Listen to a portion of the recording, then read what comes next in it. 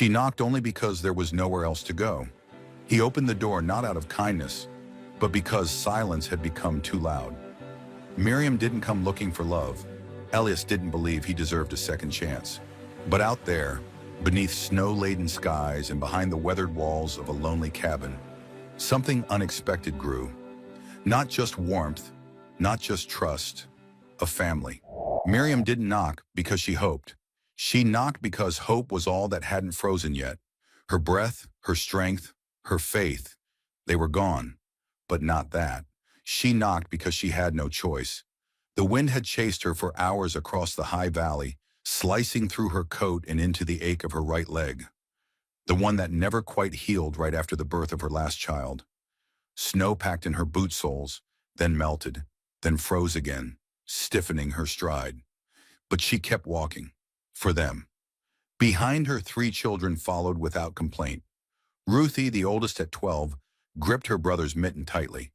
Samuel, 10 and too thin for this cold, trudged with lowered eyes, carrying his little sister's faded doll tucked under one arm like it might break. And baby Cora, 5, red-cheeked and shivering, clung to Miriam's skirt, her steps clumsy with exhaustion. Miriam hadn't seen a fence line in over an hour. No smoke from a chimney, no worn trail through the trees, nothing. Just snow and more snow, blanketing everything, even her memory of warmth. Then when her legs trembled enough to make her stumble, she saw it.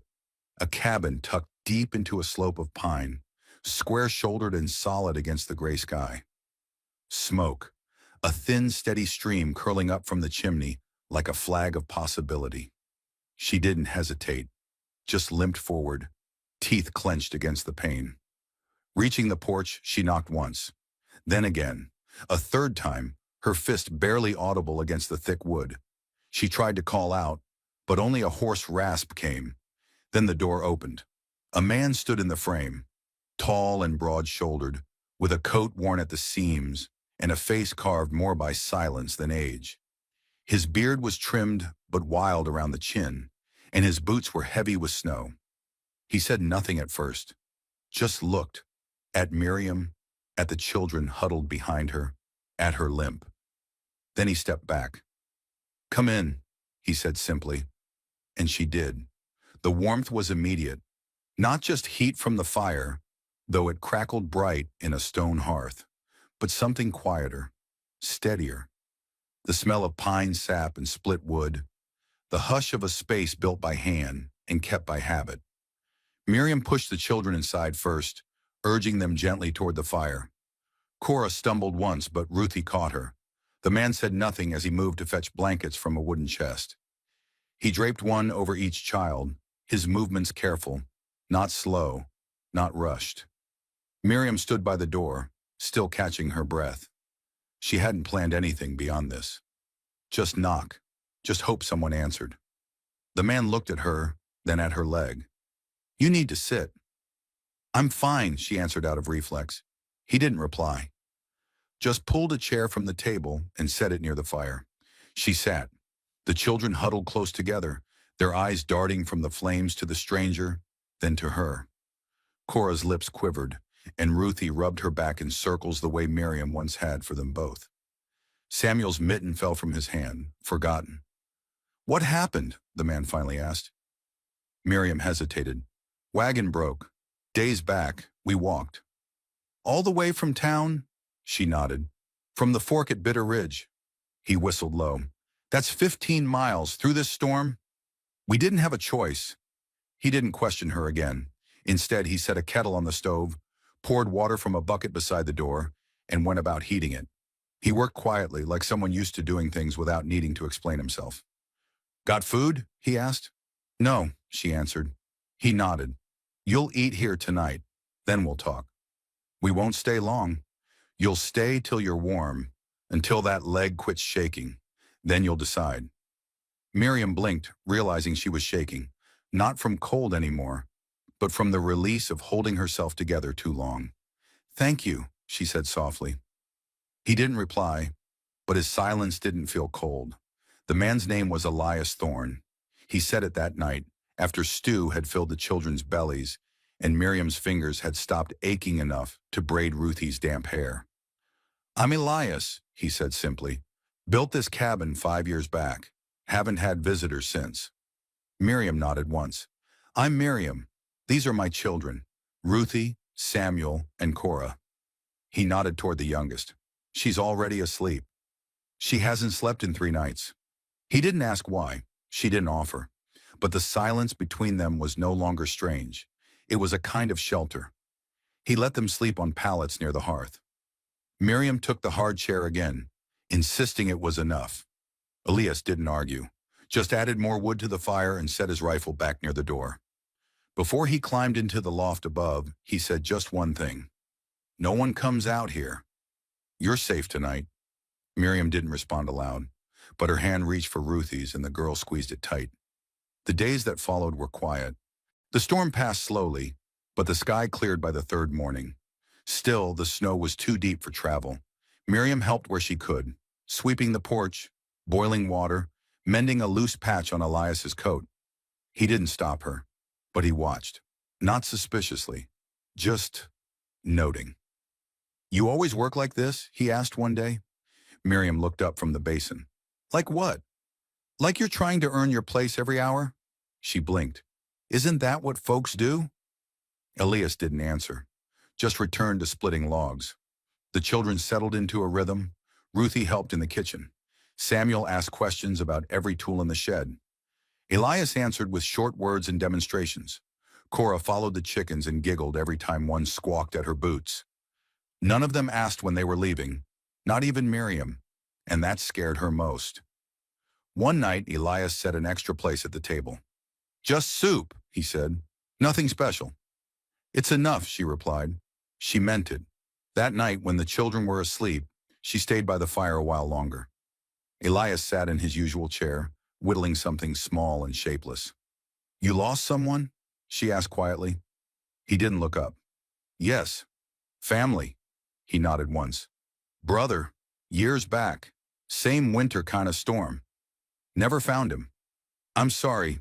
He paused his carving. "You." She hesitated. "A man who promised to keep us. Walked out when Ruthie got sick. Said he was heading to town for medicine. Never came back." Elias looked at her now. "I'd say I'm sorry, but that'd make it sound like it was something that just happened." She smiled, bitter and soft. "It did happen. The wrong way, but it happened."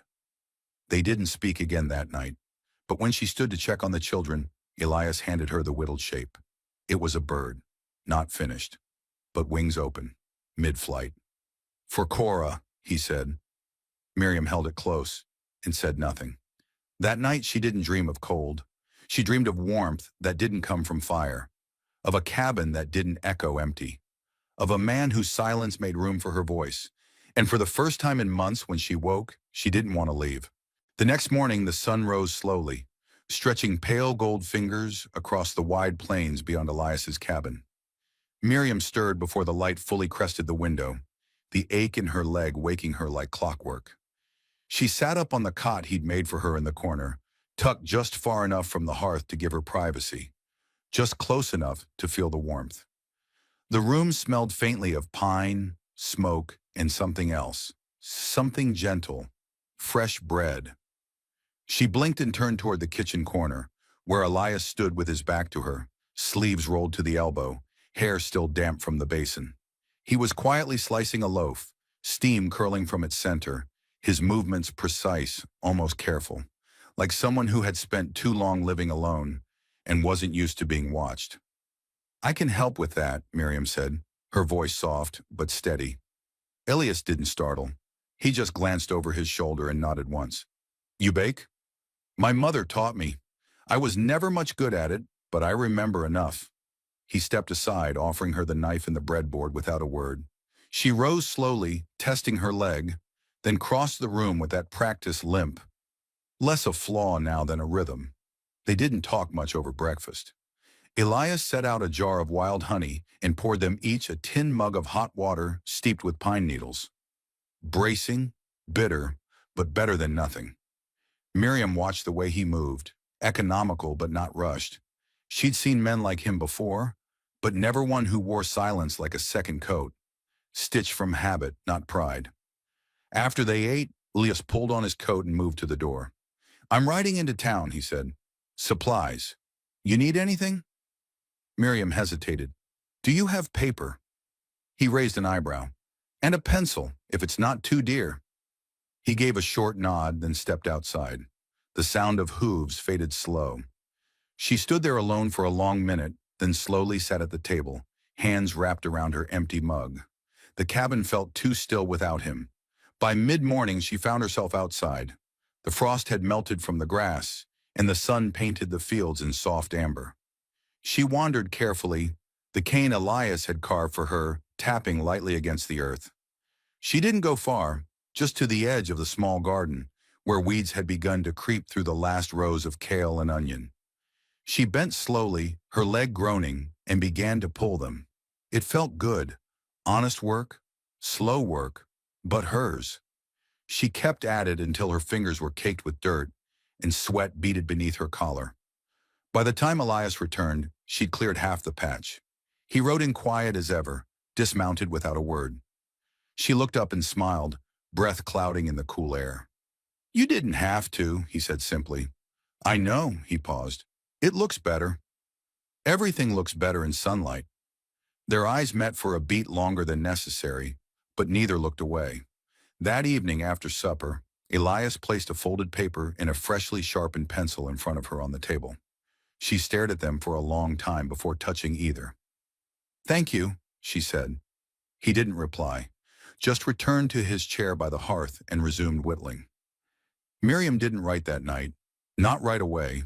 Instead, she stared at the blank page as the fire crackled low, trying to find the words she hadn't dared say in years.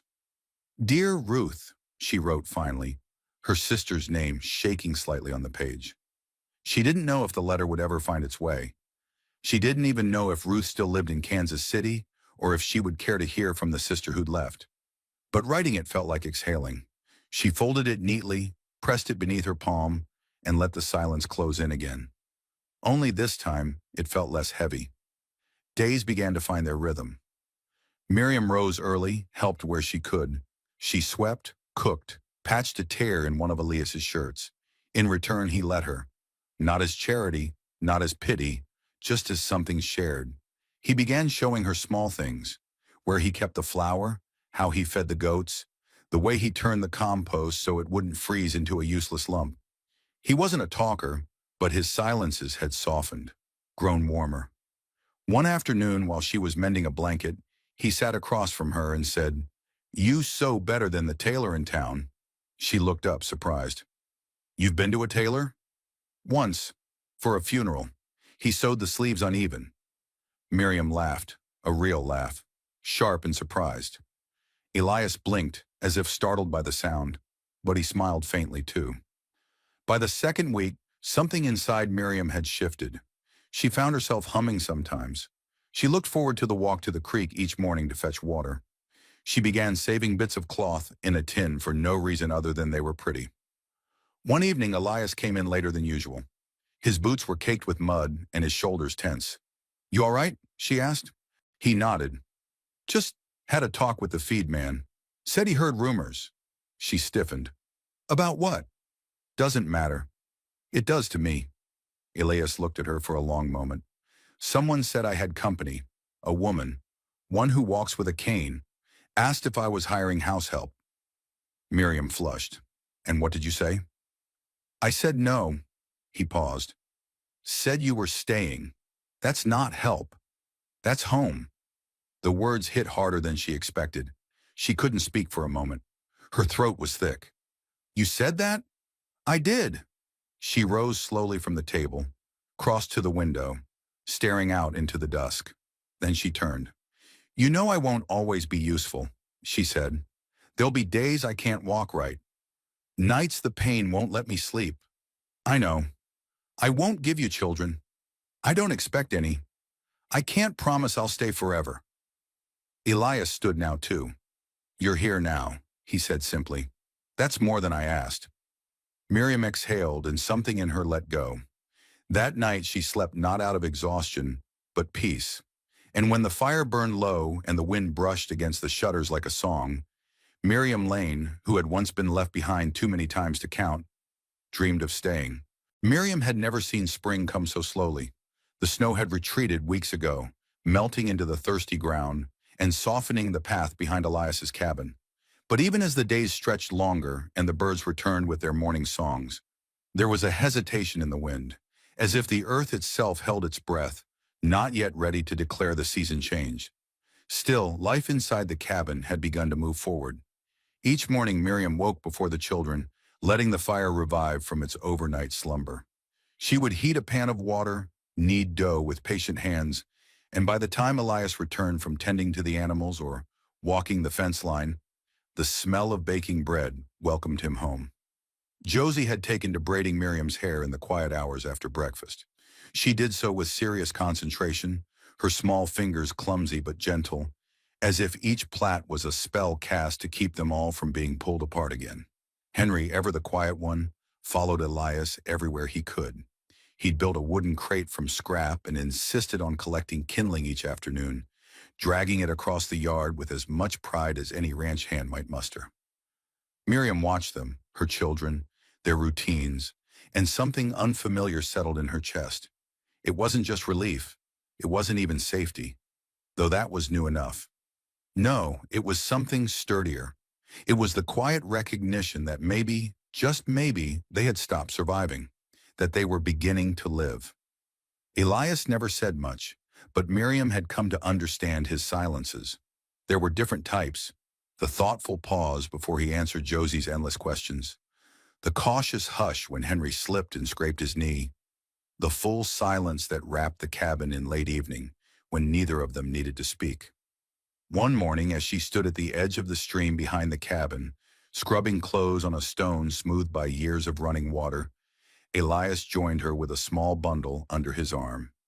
He knelt without a word, opened the cloth, and showed her a hand-carved washboard, smoother and smaller than the one already leaning against the porch. "Made for your hands," he said simply. Miriam blinked, touched it with reverence. "You didn't have to." Elias only shrugged. "Didn't like seeing you strain on that big thing." They didn't say much else, but when she used the board the next day and felt how easily it fit her rhythm, she understood. He had been watching, not to judge, not to pity, just seeing her. That more than any gift left her throat thick with something that felt suspiciously like longing. One night Josie woke from a bad dream. She didn't scream, didn't cry, just wandered out of bed and into the main room, where the fire still crackled low. Miriam found her standing near the hearth, staring into the embers. She knelt, touched her daughter's shoulder. "Sweetheart, it's late," she whispered. "Come back to bed." Josie looked up, eyes wide and unsure. "Will he leave like Papa did?" The words hit like a stone to the chest. Miriam's breath caught. "No," a quiet voice said from the shadows. Elias. He was seated in the far corner, his book resting closed in his lap. His voice had been gentle but certain. Josie turned toward him, blinking slowly. "Why not?" Elias stood, crossed the space between them with careful steps. He crouched so that his eyes were level with the little girl's. "Because when you find something worth staying for," he said, voice thick, "you stay, even when it's hard, especially then." Josie looked between him and her mother, then nodded once, sleepy, but reassured. When Miriam tucked her back in and returned to the fire, Elias was still there, staring into the glow. She joined him in silence, both of them watching the flames settle low. She didn't thank him. She didn't need to. He had spoken a truth both of them had been too careful to name. By late May, Miriam had taken over the garden. Elias had shown her where the old seeds were stored, dusty and half-forgotten, in a tin box beneath the sink. She laid them out by type, sorted what she could save, and began turning over the thawed earth with a vigor she didn't know she still had. Each day the children helped. Josie scattered marigold seeds along the border rows. Henry marked the edges with smooth stones. And in the evenings they'd all walk out as a family, Elias sometimes still wiping sawdust from his hands, and check on the tender shoots pushing up from the soil. The work gave Miriam more than fresh air and calloused palms. It gave her rhythm. Something in her bones softened. aligned. The early grief, still echoing in her dreams, no longer screamed quite so loud. When she lay down at night, it was not with dread, but with earned exhaustion. There was a difference. Then one Sunday morning, while Miriam was kneading the first loaf of bread, Elias entered the cabin holding something behind his back. He stood quietly near the table, shifting slightly, almost awkward. "What is it?" Miriam asked, wiping her hands. He held out a small carved box, no bigger than her palm. The lid slid open smoothly. Inside, nestled in a fold of soft cloth, was a brooch, wooden, hand-carved, the shape of a blooming flower, delicate, exquisite. "It's beautiful," she said, breath-catching. Elias shrugged again, as he always did when caught showing kindness. "Didn't want to wait till your birthday. Figured the day you took this place and made it a home-deserved marking." Miriam stared at the brooch, then at him. No man had ever made her feel like a moment in her life mattered. Not like this. She pinned it to her collar with shaking fingers, and when she looked up again, Elias had turned away, busying himself with the fire, but his ears were flushed pink. That night when the children were asleep and the moon was high, Miriam stepped onto the porch where Elias sat sharpening a chisel. She didn't speak at first, just stood beside him, the night quiet around them. Then slowly she said, "You gave us more than shelter." Elias looked up, waiting. "You gave us place, dignity, a chance to breathe." He studied her. "You gave it to yourself. I just cleared space." She stepped closer. "I was afraid," she admitted. "Afraid I'd never be more than the woman left behind. Afraid I'd forgotten how to live. But now, I laugh. My children laugh." She sat beside him. "It feels like a miracle." Elias set the chisel down, his hands stilling. "It's not a miracle, Miriam." He looked at her directly. "It's what happens when someone stops running long enough to be seen." The air between them shifted, and for the first time Miriam reached for his hand. He didn't flinch. The late spring sun filtered gently through the pine trees as Miriam stood at the edge of the clearing, her arms folded and eyes searching the tree line. She wasn't waiting for anything in particular. Elias had taken Ben out early to check the traps, and the twins were inside arguing over who got the larger slice of cornbread. But she found herself watching the woods anyway. It was a habit she had developed over the last month, waiting without realizing she was. Listening for a world she no longer feared, but hadn't quite learned to trust. She had begun to measure time not by days, but by quiet rituals. The way Elias brewed coffee before sunrise, the shuffle of Ben's feet as he ran down the hallway in the morning, the soft hum of the twins reciting their lessons over the kitchen table. It was in these repetitions that Miriam began to feel something unfamiliar. Safety, yes, but also permanence. Elias and Ben returned before noon, both dusted with pollen and pine sap. Ben carried a bundle of wild mint, grinning from ear to ear. Elias gave her that slow, quiet nod he always did, but this time there was a glint in his eyes she hadn't seen before. Something close to joy. "We didn't catch much," Elias said, setting a light pack down by the porch. "But the creek's running high. The fish will be biting soon." Ben bounded up the steps and dropped the mint into Miriam's waiting hands. "I picked it myself. Elias said it helps with bellyaches." Miriam smiled, brushing a leaf between her fingers. "It does, and it smells like summer. Good work, sweetheart." She looked up at Elias. "Thank you." He shrugged, brushing sawdust from his sleeves. He asked if he could help.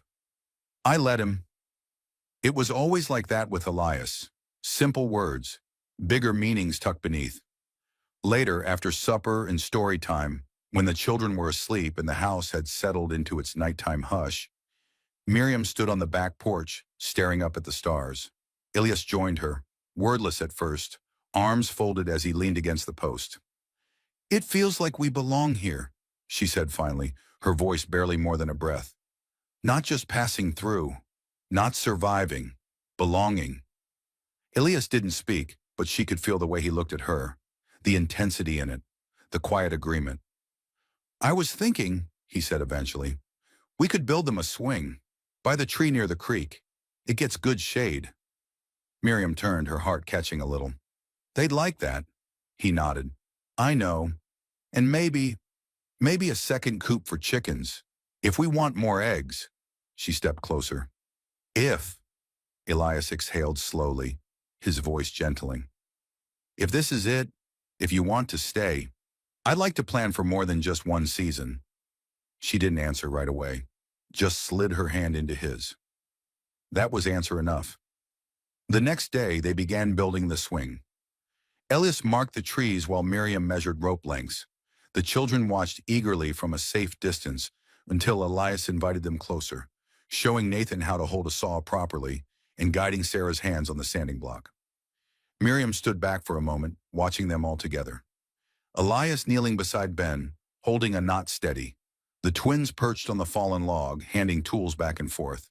Her eyes stung unexpectedly. This wasn't just repair. It wasn't survival. It was building. They hung the swing 2 days later, the wood polished and smooth, the ropes thick and secure. Miriam pushed the twins first, laughing as they squealed with delight. Ben soon begged for a turn, his legs kicking wildly as he swung high over the creek, his giggles echoing through the trees. Elias stood beside her, arms crossed, a smile hidden in his beard. "You did good," she said, bumping his shoulder lightly. "We did good," he replied. That night, the children fell asleep faster than ever. Miriam walked through the quiet house, pausing at each door. Nathan was curled up with a book still in hand. Sarah and Ruth were asleep holding hands. Ben had rolled out of his blanket entirely and was snoring softly on his stomach. She stepped into the living room where Elias was lighting the last of the lamps. For a long moment, they just looked at each other. Then he spoke. "I never planned for any of this," he admitted. "Not after." "I know," she said. "Me neither." He stepped closer. "But I want to. If you do." Miriam's voice trembled. "I do." He touched her cheek, reverent and slow, like the first time he touched her hand after that long walk through the storm. "Then we start planning," he said. "For all of it." She leaned into his touch. Together. Outside, the night was calm. The trees whispered only gently. And for the first time in years, Miriam dreamed not of escape or fear, but of home. And it was enough. Miriam woke to birdsong and the scent of pine smoke drifting faintly through the cabin. The sunlight filtered in at just the right angle to light the patchwork quilt that lay across her chest, stitched from old shirts and soft scraps of flour sacks. For a moment, she just listened. The low creak of wood beneath shifting weight, the muffled rustle of bed sheets from the children's room, and beneath it all, the low hum of the morning beginning. She rose quietly, tying her shawl around her shoulders and padding barefoot across the cool floor. In the kitchen, Elias stood by the stove, already preparing a pot of oats. He glanced up as she entered, and though his smile was small, it was warm and easy, familiar. "Morning," he said simply. "Morning," she echoed, reaching for 2 mugs. She poured the coffee he'd brewed, handed him one, and leaned against the counter beside him. "Nathan's already outside," Elias said. "Chopping wood." Miriam raised an eyebrow. "That boy never stops." Elias chuckled. "He asked for gloves, said he wants calluses like mine." Miriam smiled softly and shook her head. Sarah was humming in her sleep, some song her mother used to sing, and Ruth mumbled something about pie. "I think your apple pie ruined her standards." Elias shrugged. "We all need something sweet." They shared a quiet breakfast, the kind where the silence isn't heavy, but restful. Then one by one the children drifted into the kitchen. Nathan with his cheeks red from the wind, Sarah and Ruth trailing each other in mismatched socks, and Ben, sleepy-eyed and yawning, wrapped in a blanket like a burrito. They ate together, laughing at Ben's bedhead and teasing Nathan about the uneven logs he'd stacked. Elias passed out the chore list they'd scribbled on an old flour sack. Miriam helped Ruth and Sarah clean the windows, while Nathan and Elias went to repair the fence behind the henhouse. Miriam sees Ben drawing on a scrap of paper. It's a picture of their house. In crayon, he wrote "home" above it. She folds the picture and keeps it in her apron pocket, her eyes wet. Miriam found herself humming as she worked, wiping down the front door with a rhythm she hadn't even noticed she'd kept from her childhood. Later, they gathered by the creek for lunch, cold biscuits, slices of cheese, and wild strawberries the children had picked that morning. Elias lay back in the grass, arms folded beneath his head, and let the sunlight wash over him. Miriam sat with her back against a tree, her eyes tracing the curve of his jaw, the peace in his features. "We should build a bench here," she said, half to herself. Elias opened one eye. "A bench?" She nodded. "Right under this tree, so we can sit in the shade and watch them grow up." He didn't answer at first, just looked at her for a long, quiet second. Then he sat up slowly and said, "Then we better make it strong. Something that'll last." That evening, while the children played a game with sticks and stones by the garden, Elias fetched a plank of pine and two thick branches. With Nathan's help, he sanded and shaped the wood until it was smooth. Miriam brought nails and a hammer. They worked together until twilight, and by the time the stars blinked into view, the bench stood proud and sturdy beneath the old tree. Miriam sat on it first, testing its strength. Elias sat beside her, and in the hush of evening, as crickets began their low symphony and the children chased fireflies barefoot across the grass, he reached for her hand. "I used to think I'd die in silence," he said. "Not sad, just quiet. No noise. No one missing me." Miriam squeezed his fingers gently. "Me too." He turned toward her. "But then you knocked. And now there's laughter, burnt biscuits, muddy footprints, bedtime stories. Now there's this bench." Together they built a small wooden sign. Miriam painted the words slowly, her hand trembling just a little. "Stillwater Home." They planted it beside the garden. It wasn't just a name, it was a promise. She leaned her head against his shoulder. "Now there's us." And in that moment, under the soft shimmer of stars and the creak of pine trees in the wind, it felt like all the pieces they'd each lost along the way had finally found a place to rest. The next morning brought a soft drizzle, gentle enough to keep them indoors but steady enough to make the whole world smell like earth and green things growing. The children dragged their blankets into the main room and made a fort under the table, giggling as they passed secret messages written on napkins. Miriam baked biscuits, the good kind with buttermilk, and Elias whittled a small sparrow from a piece of cherry wood. When he was done, he handed it to Ruth, who squealed with delight. Later, they all gathered by the hearth, wrapped in quilts and trading stories. Miriam told them about her grandmother's farm, how the wind would whistle through the rafters like a song, and Elias spoke about the time he'd gotten lost in the woods at 12 and had to follow a raccoon back to camp. Ben fell asleep first, curled on Elias's lap. Sarah and Ruth dozed off together. Nathan stayed up longest, head resting against Miriam's shoulder. Before he closed his eyes, he whispered, "I'm glad he let us in." Miriam kissed the top of his head. "Me too." And somewhere in the quiet, while the rain tapped gently against the window panes, Miriam realized they hadn't just found shelter, they had found home. The rain cleared overnight, leaving the earth damp and glistening under a low curtain of mist. The air smelled of cedar and soft mud, and the birds, grateful for the break in the weather, sang louder than they had in days. Miriam stepped onto the porch in her bare feet, a mug of coffee warming her hands, and let the morning wrap itself around her like a blanket. Inside the cabin, the children still slept, bundled under patchwork quilts. Even Nathan, who usually rose before the sun, had surrendered to the deep peace of the storm's passing. Only Elias was awake, sitting at the edge of the porch sharpening one of the kitchen knives with steady, deliberate movements. He glanced up as Miriam approached. "They sleep deep after rain. They feel safe," she said quietly, settling beside him. "That's new." Elias paused in his work and looked out over the clearing. "Feels new for me, too." For a long time they didn't speak. The silence wasn't awkward. It never was with Elias. It simply allowed space, for breath, for thought, for something deeper to take root. "I keep thinking this can't last," Miriam admitted, her voice low. "That I'll wake up and the ground will shift again." Elias set the blade aside. "Life's always shifting, Miriam, but that doesn't mean it has to take everything with it." She turned to him. "I've been running since Jacob died, then from my own folks, then from that man who thought he could trade safety for silence. I kept thinking if I could just find the right place, everything would fix itself." Elias's eyes softened. "It's not the place, it's the people who stay." She looked down at her coffee. "Well, I'm tired of running, and I'm tired of waiting for something to go wrong. I want to choose something. I want to build something." He reached out and took her hand in his. Then let's build it. Later that morning, the children tumbled out of bed, wild-haired and hungry. Miriam made cornbread and eggs, and Elias took them to the garden plot afterward. They planted beans and onions, Sarah insisting on naming each row. Ruth helped Elias spread compost, her small hands filthy but her smile bright. Ben toddled around chasing a chicken that didn't seem too bothered by the attention.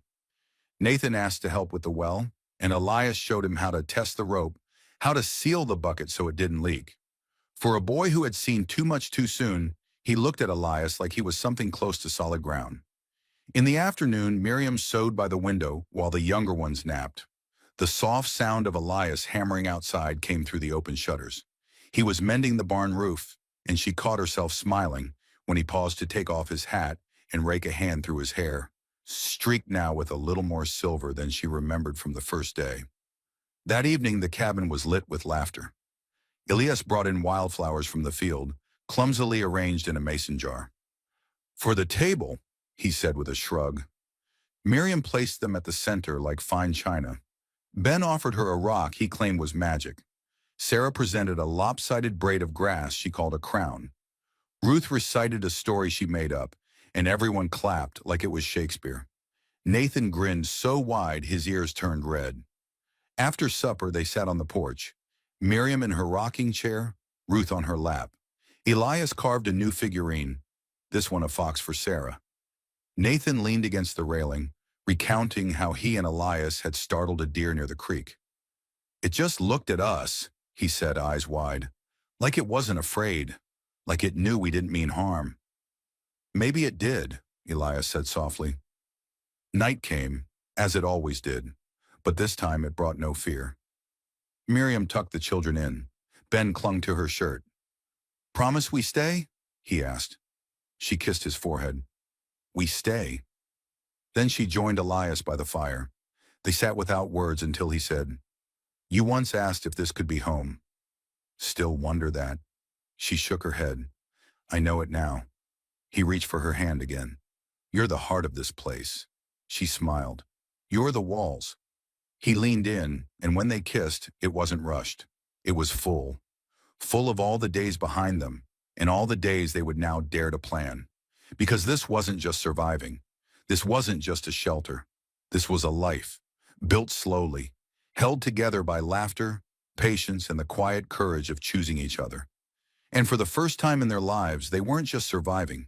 They were rooted, named, home. Some stories don't begin with falling in love. They begin with survival, with loss, with a quiet knock at the door, and a decision to stay. Miriam and Elias didn't rescue each other. They built something together, piece by piece, choice by choice. And sometimes that's what real family is. Have you ever found something beautiful where you least expected it? A place, a person, a moment that gave you hope again? Share your story in the comments. We read everyone. Because around here, your voice matters just as much as theirs.